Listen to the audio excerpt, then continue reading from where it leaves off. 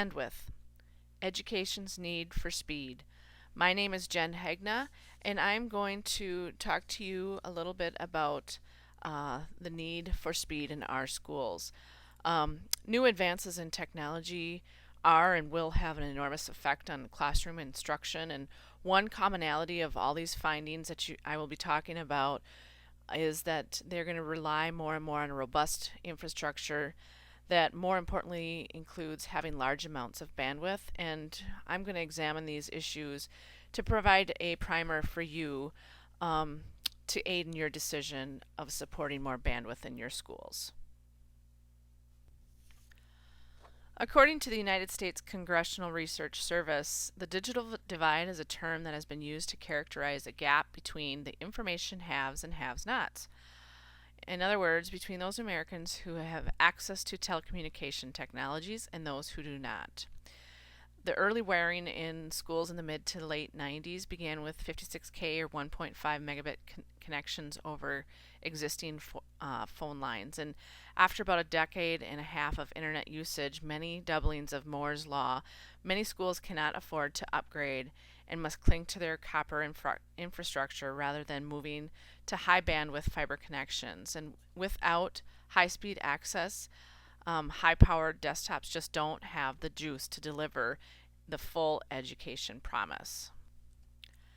Key issue 1, online learning. In November 2008, Minnesota Governor Tim Pawlenty announced his online learning initiative, and under the governor's plan, he proposed that all high school students have an online experience prior to graduating. This new requirement would take effect in 2013. Pawlenty's announcements paralleled research by the Hoover Institute that states by 2019 online learning will affect nearly 50% of all high school courses. A similar report by the North American Council for Online Learning indicates that online learning will affect nearly 16% of all students by 2011. Issue 2, Virtual Learning Environments and Web 2.0. Online, as well as brick-and-mortar classrooms, are starting to utilize virtual environments like video games and Second Life, as well as Web 2.0 tools like blogs, chats, podcasts, video, and wikis. This new participatory culture means that students are expected to be problem solvers and co-creators of intellectual and artistic content rather than the receivers of curriculum. And these technologies continue to provide a platform for ongoing and real-time collaborations, communications, and assessments in all areas of subjects and grade levels. Bandwidth is extremely critical to the success of these new tools. Issue 3, Video.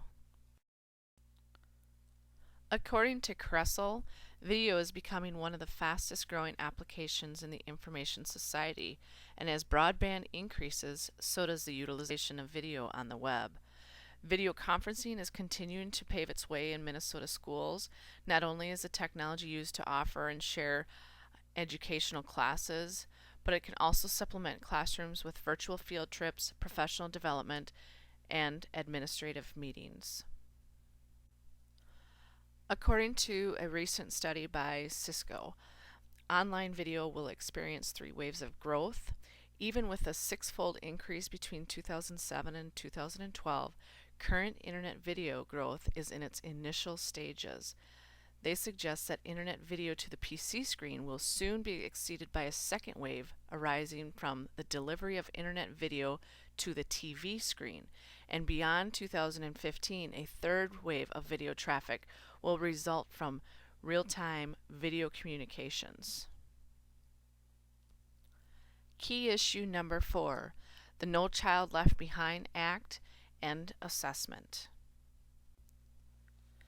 The No Child Left Behind Act of 2001 brought forth a whole new system of accountability to school districts across the nation. This rigorous assessment system requires states to apply resources to technology-based solutions because there really is no other alternative that can deliver assessment and accountability reports on time. To get the right data fast, the Educational Department recommends school districts and intermediate units and the state education agencies be connected for fast and large data exchanges, as well as having a rock-solid technology infrastructure built on adequate resources and policy support. In 2007, the Minnesota Department of Education piloted their first online testing system called the Science MCA2s that included flash-based objects. Many districts around Minnesota decided to shut down student computer labs and even limited business use for fear of disrupting the testing system. On February 2009, MDE announced its new Student Educational Record View Submission, or SERVS. SERVS is a fully web-based collection system used to collect and eliminate duplication of student and financial data currently submitted by schools. One goal of this new program is to provide real-time data collection through the School Interoperability Framework, or SIF. Districts will need to assess their infrastructure and bandwidth to support this effort. Key issue number 5. Computers are everywhere. Kressel states that products have become smaller, faster, more powerful, easier to use, and cheaper, much cheaper. Apple states that mobile learning is changing education in a big way. High school and college students already have mobile access, and they come to class with the internet in their pocket. If educators can tap into that access, then any place is a place to learn. These new devices are always on, always connected, and will have a considerable effect on your school's bandwidth. Districts must have adequate bandwidth to support the new learning landscape that is easily scalable for the future. Teachers and students need high-speed broadband access in their schools to take advantage of a wide range of new, rich educational tools and resources available for learning anytime, anywhere. Teachers need high-speed broadband access for professional development and engaging in professional learning communities. Administrators need high-speed broadband access to conduct online assessments and to access data for effective decision-making.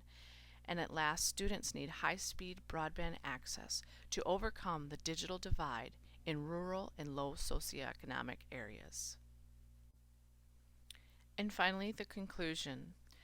Kressel states that cheap computing and high-speed communications has influenced society far beyond the realms of technology and industry by ubiquitously linking billions of people from around the globe. Computers made digital communications possible, but digital communication has turned out to be the more disruptive technology. Schools should consider fiber as the building block for their infrastructure. According to COSN, there is no substitute for terrestrial or underground fiber because it offers scalability and the capacity for fast and easy bandwidth upgrades that improve the return on investment of the original connection costs. CETA recommends that district implement internet bandwidth over the next 2 to 3 years at a rate of 10 megabits per 1,000 students. They predict in 5 to 7 years districts will need 100 megabits per 1,000 students of internet, and district WAN connections connecting your schools needs to be at least 10 times your internet connection. The New York Times stated that broadband service is no longer a luxury. It has become a basic part of infrastructure of education and democracy. Online learning, virtual learning environments, Web 2.0, video, assessments, and the increase of computer devices will have a significant impact in our teaching and learning as educational organizations. District leaders not only need to understand the impact these technologies will have in their classroom instruction, but must also realize the impact these technologies will have on their infrastructure. Our pipe will be the bloodline of our schools. We use it to teach, We use it to learn, and we use it to run our school business. This concludes this presentation, and if you are a school district in Southeast Minnesota that's interested in learning how you can increase your school's bandwidth, please feel free to email me or visit the Southeast Minnesota Network website. I thank you for your time and look forward to collaborating with you in the future.